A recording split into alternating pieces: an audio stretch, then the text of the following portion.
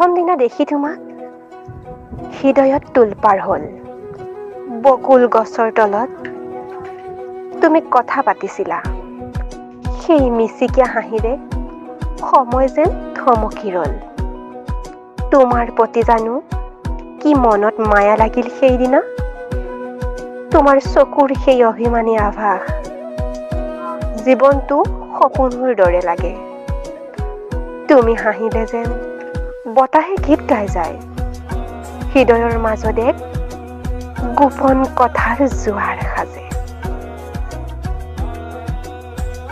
দিনৰ পোহৰ, ৰাতিৰ অন্ধকাৰ, সকলোতে তুমি।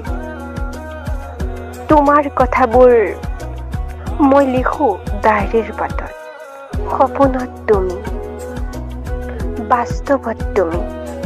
তোমাৰ মাতৰ সুৰ মনটোৱে আঁকিব পাৰে তোমাৰ ছাঁ, যেন এটি শিল্পগত। বকুল ফুলৰ সুগন্ধত আজিও অনুভৱ কৰোঁ সেই মুহূৰ্ত। সেই মায়াময় প্ৰথম দেখা কেনেকৈ ক'ম তোমাক, ক'লে জানো তুমি বুজিবা।